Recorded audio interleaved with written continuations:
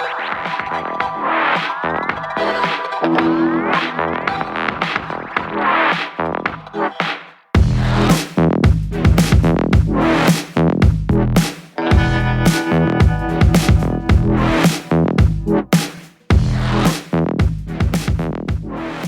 everyone and welcome to BrickCats.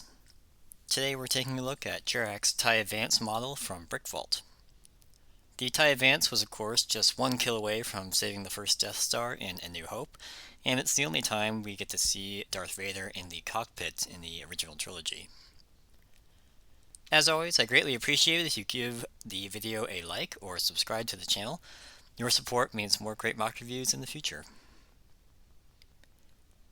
Vader's TIE Advanced X1 was customized to fit Vader's armor and have a life support system and a hyperdrive, unlike the standard TIE fighters or the interceptors. In my reviews, I offer my opinions on aesthetics, parts issues you might want to look out for, the build experience, the model's integrity, and I offer a conclusion. If you're watching this, I assume you have bought the instructions or are interested in buying them, and I assume a basic level of familiarity with Bricklink's ordering system. Lastly, my disclaimer on this and all my mock reviews is that I only use genuine LEGO bricks, and I always purchase the instructions for myself for my own personal enjoyment and in the hopes that my advice will make your experience more enjoyable and or less expensive. Vader's TIE Advanced is a really nice size, and what I mean by that is that it's not as bulky as the bomber, not as unwieldy as the standard TIE fighter, and it feels more substantial than the interceptor. And for size comparison, here is the standard TIE fighter. So very similar cockpit constructions as you can see, but the TIE Advance is just a little more compact and doesn't take up as much space. Like the standard TIE fighter and the interceptor, the 6x6 printed dish is the best looking option here, and the brick-built wings have just the right amount of angling. The cockpit shape is nicely rounded with the 3x3x2 corner bricks, and like the other TIE fighters, it's just really impressive how Jerac manages to capture the circular shape. Spherical shape, I guess. It's also really impressive how the rest of the construction of the fighter marries up really well to the cockpit ball. The 4 engines are represented with these small arm pieces. These red 1x1 plates are not specified, but easy to add if you want to represent the engine glow. The cockpit has a control yoke, along with the targeting computer, and some controls in there that you can see with the bar and clip pieces. There's also some red and black detailing you can just see on the sides there. And Darth Vader does fit in there with some minimal disassembly of this top section here. The angled face of the support pylons builds in this small gap, and this actually might be my favorite detail, just due to how well it fits, but still accurately represents the shape we see in A New Hope. This rear section is unique to Vader's TIE Fighter, and BrickVault in their video does highlight this subtle angle of this back section here, and this is indeed very impressive when you see it in person, and it's also really cool how the LEGO math works out. So these two sections both connect to hinge bricks with hinge plates up here, and then there's a Technic brick with a stud that connects on the central spine here. Speaking of the central spine, it's nicely detailed, there's not too much there, but it's nicely smoothed out on both sides, and actually all over. This is mostly brick built, so you get the nice smooth exterior, much the same as Jerac's other models. The wings are brick built on the 4 top and bottom angled sections, while the center section is mostly snot construction covered with tiles. The angles, if you can see in the small corner here, are created with hinge bricks and hinge tiles, hinge plates, and they're locked in place on both sides with clip and bar connections, like so. I put on these 4 1x1 quarter round tiles in black to make the cockpit a little cleaner through the windscreen. This is part 25269, and Jerac first, well, I don't know if it was first, but Jerac definitely featured this on his Instagram page, and I really liked the idea. Without them, you just kind of see more of the blocky corner of the 3x3x2 round corner brick, so it just makes it a little cleaner looking in my opinion. And lastly, the only thing I found a little surprising appearance-wise were these 8 studs that are visible right at the corner of the wing here, on both sides. And this definitely more boils down to personal preference, and they certainly don't look bad, but I was just a bit surprised they weren't tiled over given the lack of studs showing elsewhere on the model, and to me they kind of stick out. These of course are very easy to smooth out with 1x1 tiles if you want to, but they are not specified.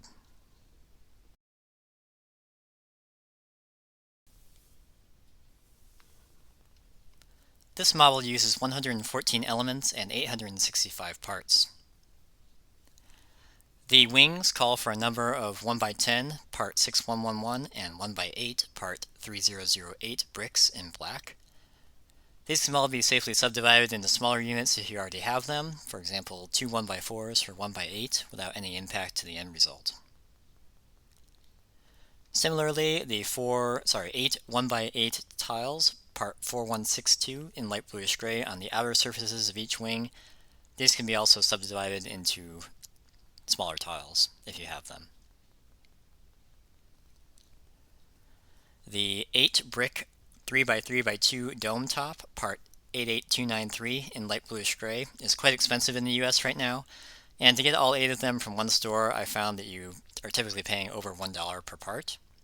So I definitely suggest buying these from LEGO Bricks and Pieces. Shipping from Bricks and Pieces is cheap, it's $2.95, and this element is currently available for 52 cents each in early September when I'm making this video. One tip, if you're planning to build the Interceptor and the standard TIE Fighter, you need 8 of them for each. So if you buy all 24 at the same time, it spreads out the shipping costs and brings the average down lower. And I will say that there is a slight cost associated with Bricks and Pieces, and that's that it takes a little longer. But lately, my Bricks and Pieces orders have been taking about 10 business days from when I order it to when they ship it out. And shipping from Connecticut to where I am in Virginia takes about 2 days.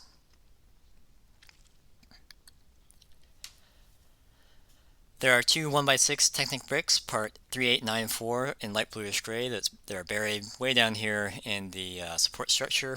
So clearly those are hidden and can be any color. 12 of the 16 brick modified 1x1 with studs on 4 sides, part 4733, can be any color as they are covered up by these wing tiles in the final build. So there's one of them here, they run all the way along here. And the only 4 that you want to keep in light bluish gray, you can see the end of it here, but you barely see them right under this grill tile here. And that's on each corner, if you will, or each side of the center section of the wing. Similarly, 20 of the 66 plate 1x1s in light bluish gray, part 3024, that go in between those bricks. Trying to angle the light so you can see them here. So there's 2 there, there's another one here. All the way down the center. 10 on each side. Those are also hidden and can be any color. Oops.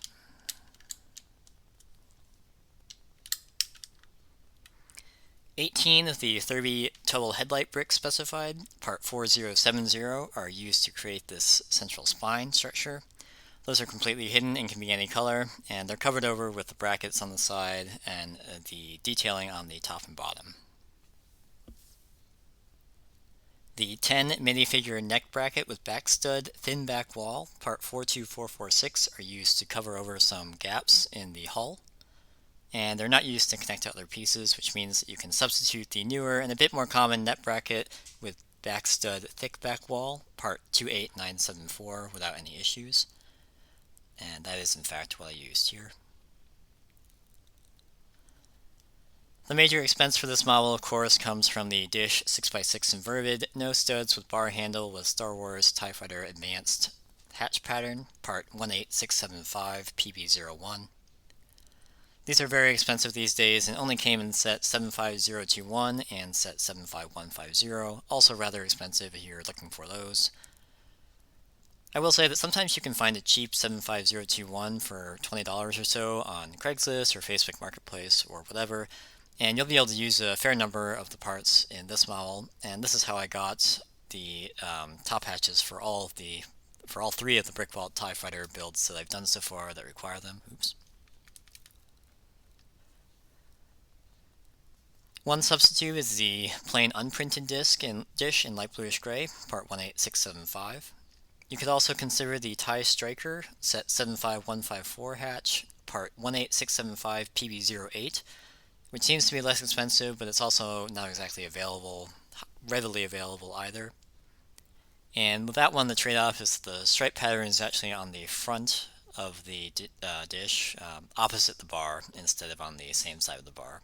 So instead of back here, the stripes will be up here. I doubt many people are going to know the difference. From reading some of Jerac's comments on version 2, the increasing rarity of this top dome was a significant driver for the redesign, which uses the 4x4 dish found in the more recent TIE Fighters. That's part 3960 PB051. So I wonder if a redesign of the TIE Advanced, if it ever happens, will do away with this part. The minifigure utensil screwdriver, narrow head, 6-rib handle in black is uncommon and rather expensive, and the model calls for 4 of them. These are used to connect these bar with clip pieces here for the engines. I substituted 3L black bars, part 87994, but you could also substitute the lipstick piece in black, part 93094 PB03 for a slightly more elegant solution. Even a light bluish gray or a dark bluish gray 3L bar would be fine here as well, since they are mostly covered up with those 3 bar and clip pieces. The model calls for 12 2x4 tiles in black, part 87079.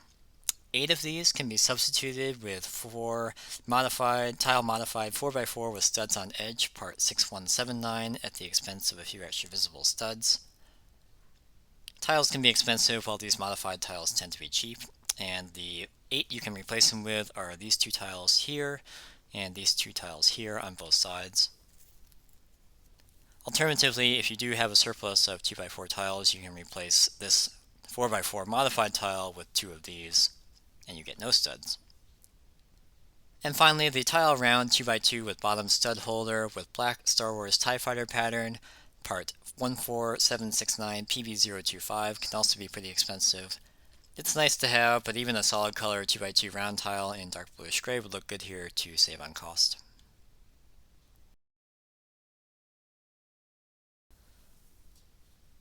This is not a particularly challenging build, but since you're basically only working with 2 colors, light bluish gray and black, I recommend doing some sorting beforehand to group the various elements.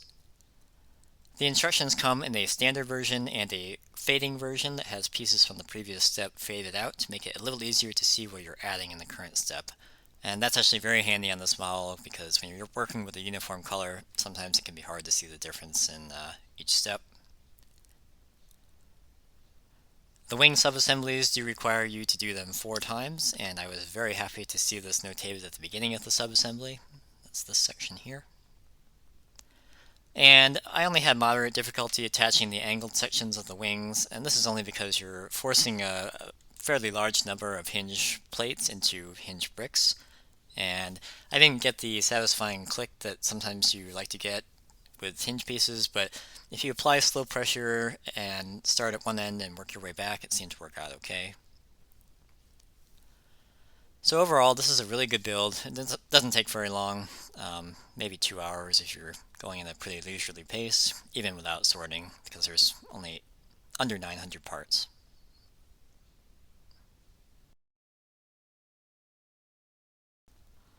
The model is very solid overall.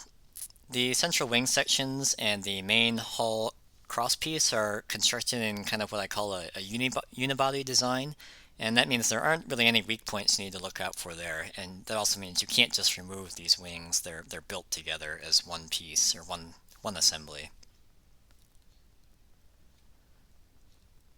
Since the angled sections of the wings are secured on both the outboard and the inboard side with those clip and bar connections, you don't have to worry about these um, getting out of alignment or anything like that.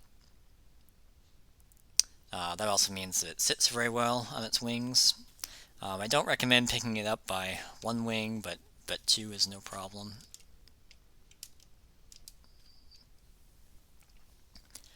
The leading and the trailing edges of the wings are not secured at both ends. They're only held in place by this one clip here, but there's enough friction here that this doesn't flap around when you're moving the model.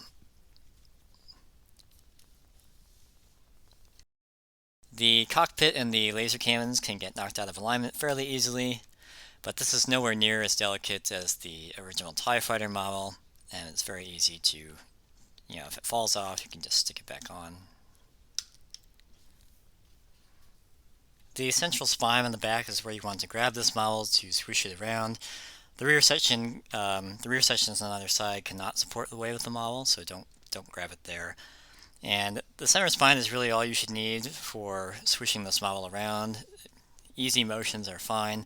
I will warn you though, if you do shake this up and down too hard, this connection here can break and these two sections will break away and it just kind of falls apart. So don't snap this around too much, but casual swooshing, no problem.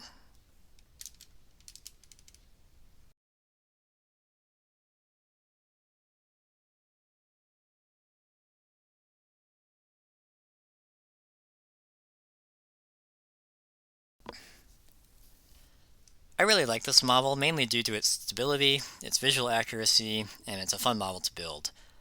For better or for worse, this model's price seems to be highly sensitive to the substitutions you make, and without any modifications, the Bricklink algorithm was returning 5 stores and $174 before shipping and tax, or about $200 including shipping and tax.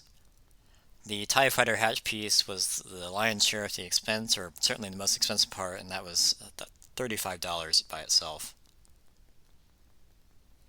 If you substitute the top hatch with the plain dish or remove it if you already have one, the price goes down significantly to 5 stores and about $139 before shipping and tax, or $164 after shipping and tax. If you make further substitutions for the screwdriver pieces with the 3L bar and the plain 2x2 round tile for the printed TIE Fighter piece on the end here, I was able to get it down to 4 stores and $141 before shipping and tax, or about $161 including shipping and tax. And it's worth noting, however, that the 3x2 round corner bricks were $1.66 each from the seller the algorithm pointed me to.